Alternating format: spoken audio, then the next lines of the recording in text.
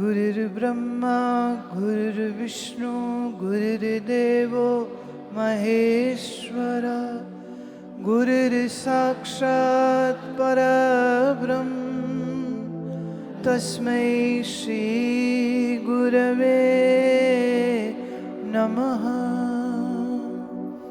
ध्यानमूलं गुरुरमूर्ति पूजामूलं गुरुर्पदं मंत्रमूलं गुरुर्वाक्यं मोक्षमूलं गुरुकृपा।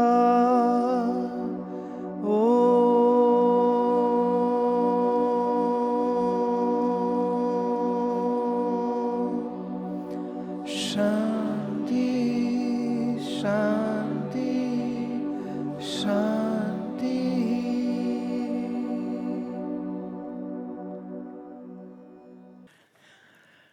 जीवन में कभी कभी कुछ बहुत पीड़ादायी परिस्थितियां हो सकती हैं। जैसा मैंने कहा, इसका संबंध हमारे अपने ही पूर्व कर्मों से होता है। इस कारण कभी कभी बहुत मुश्किल जो चीज़ें हमारे सामने आ जाती हैं, पर ये याद रहे कि वो मुश्किलें जितना आप सहन करते हैं, कहीं ना कहीं किसी न किसी रूप से, स्थान से आप तक कोई शुभ संदेश देने वाला जरूर पहुंच जाएगा।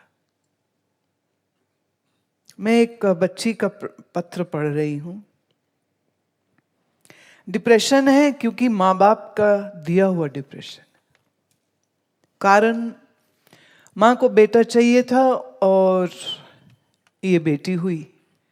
थोड़ी बड़ी हुई तो ये पता चला उसके पहले माँ ने 2 कन्या भ्रूण हत्या कर चुकी थी। वो ये जो तीसरी पैदा हुई है, फिर से पुत्री हो गई। तो माँ नफरत करती है, परिवार प्यार नहीं करता है। मुश्किल, बहुत मुश्किल, मैं समझ सकती हूँ। अभी एग्जाम में 88% मार्क्स आए हैं, आगे मेडिकल चाहती है करना, पर घर की जो परिस्थितियां हैं उसकी वजह से बहुत परेशानी। तो मैं नाम नहीं ले रही हूँ जिनने मुझे ये पत्र लिखा है। मैं उसको बस इतना कहना चाहती हूँ कि आप बिल्कुल फिक्र ना करो, माँ नहीं तो गुरु माँ तो है ना।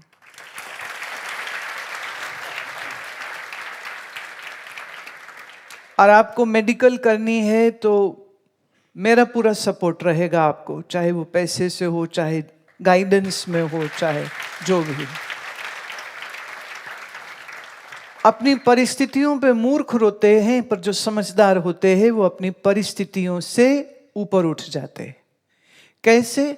मेहनत करने से। थोड़ा सा कुछ सपोर्ट सिस्टम चाहिए होता है, तो वो सपोर्ट सिस्टम मैं बनने की पूरी कोशिश करूंगी।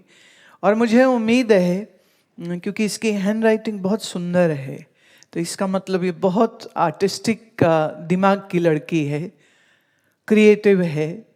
तो जो क्रिएटिव है, जो आर्टिस्टिक है, मुझे नहीं लगता उसके लिए कुछ भी कर पाना मुश्किल होगा।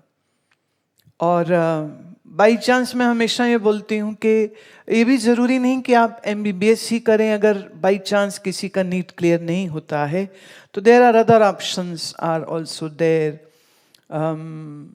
आप होम्योपैथी है, आयुर्वेद है। आयुर्वेद का भी कुछ बेसिक तो होता है, एग्ज़ाम थोड़ा सा, पर वो उतना सख्त नहीं, क्योंकि हमारे सारे लोग जो है वो MBBS के प्रति ज़्यादा उत्सुक होते हैं।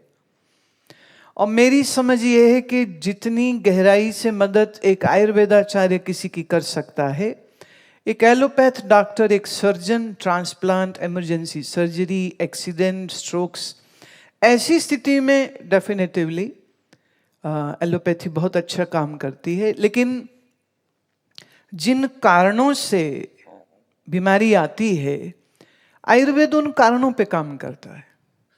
चाइनीज एक्यूपंक्चर उसके ऊपर काम करता है।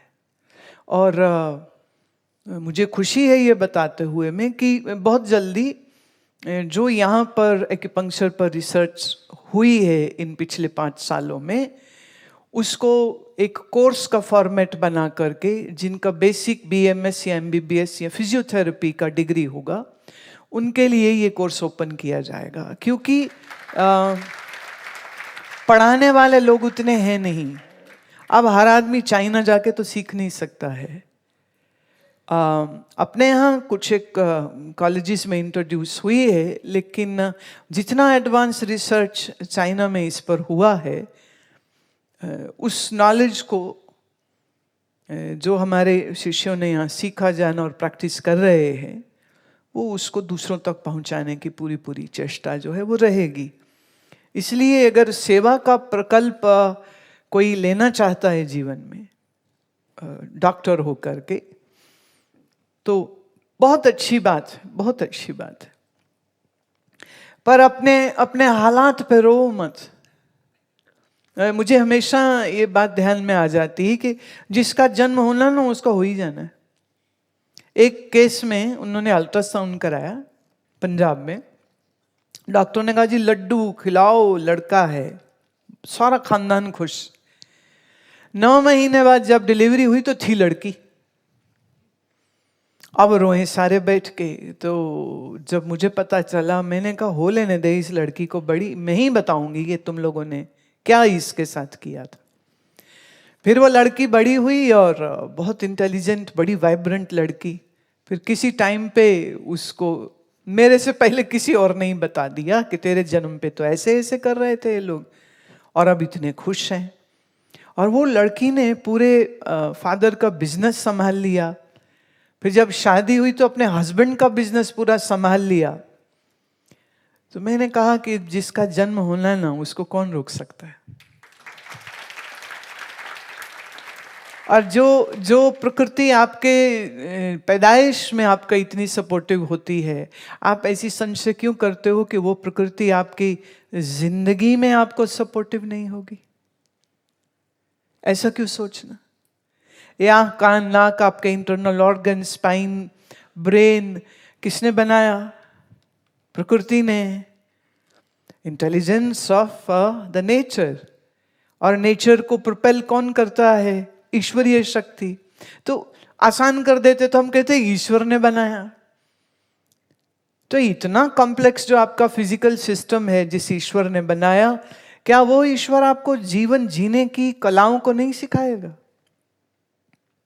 तो ऐसा क्यों सोचना, अरे हम तो अकेले हैं, हमारे साथ कोई नहीं है, हमारी कौन मदद करेगा? ये री री करके रोंदू राम नहीं बनना है,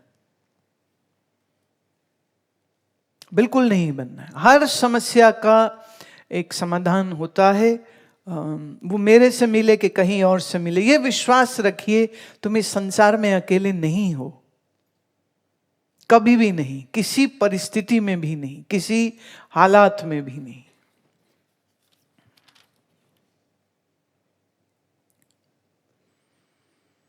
यशवी मंत्री, what is growth and how do we grow spiritually and in other spheres of life? See, the external growth for people, it is like how famous you are, how much money you have, how big house you have, you know.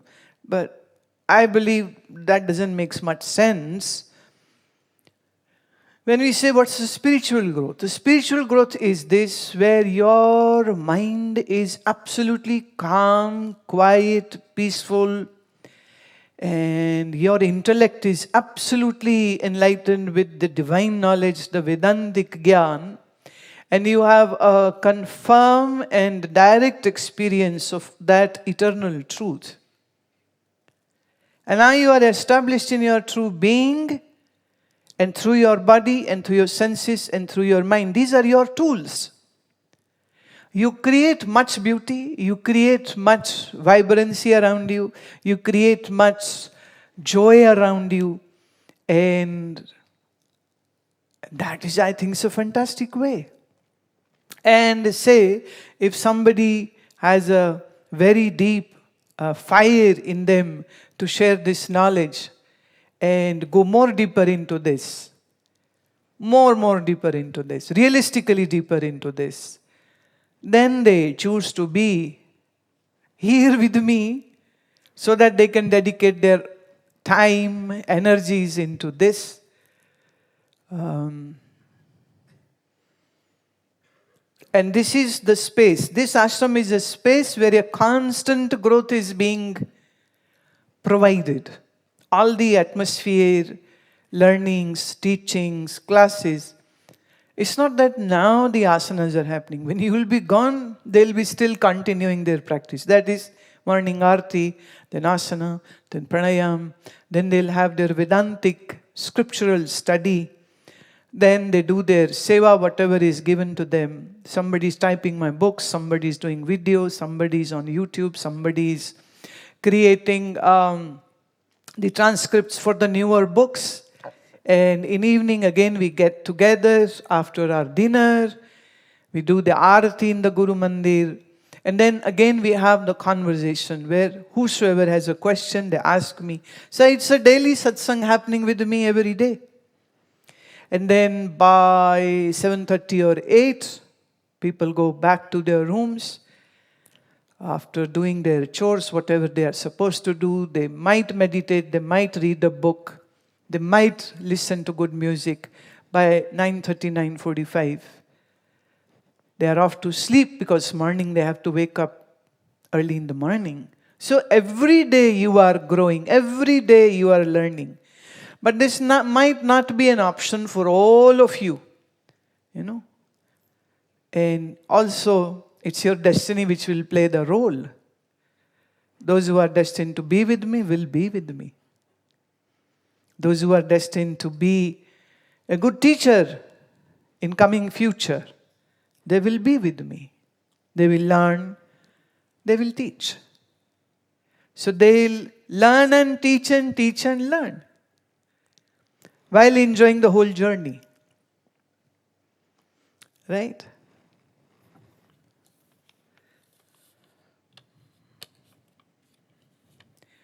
Divyam from HCPS.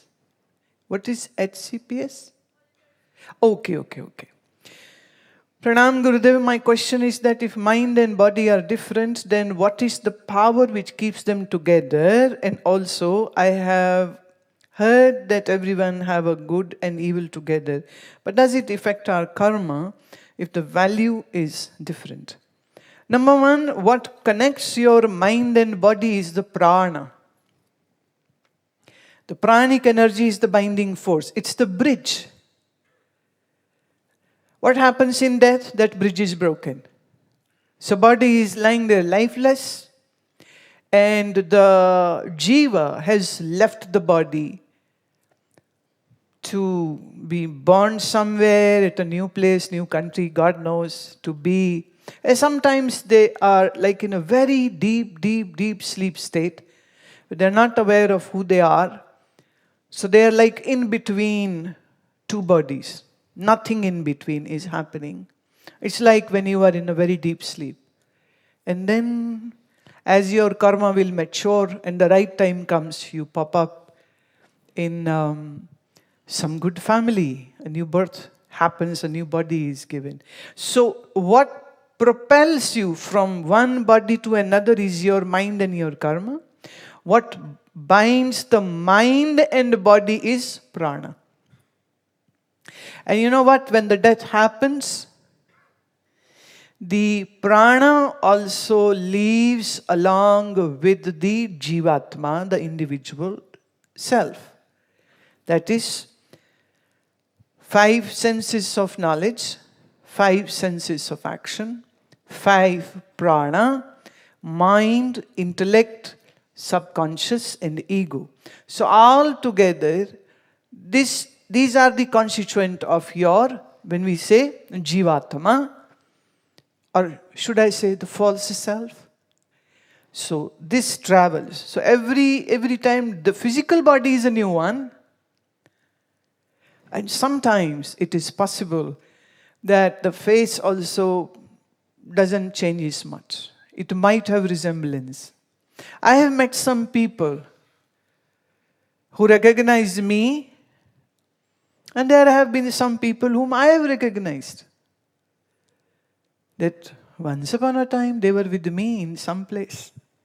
And now again we meet. We are all like an individual travelers. Jiva is an individual traveler. We are gaining so many experiences.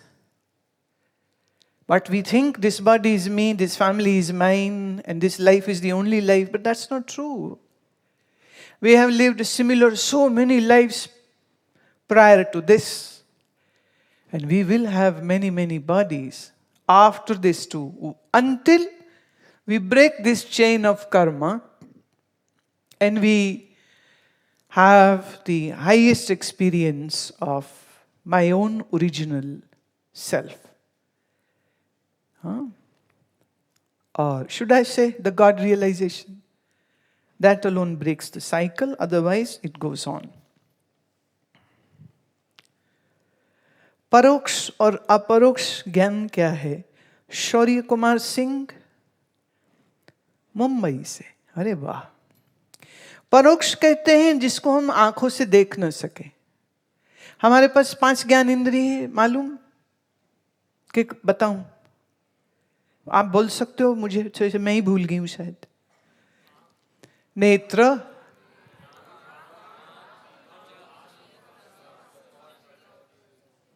जो कुछ खिचड़ी हो गई.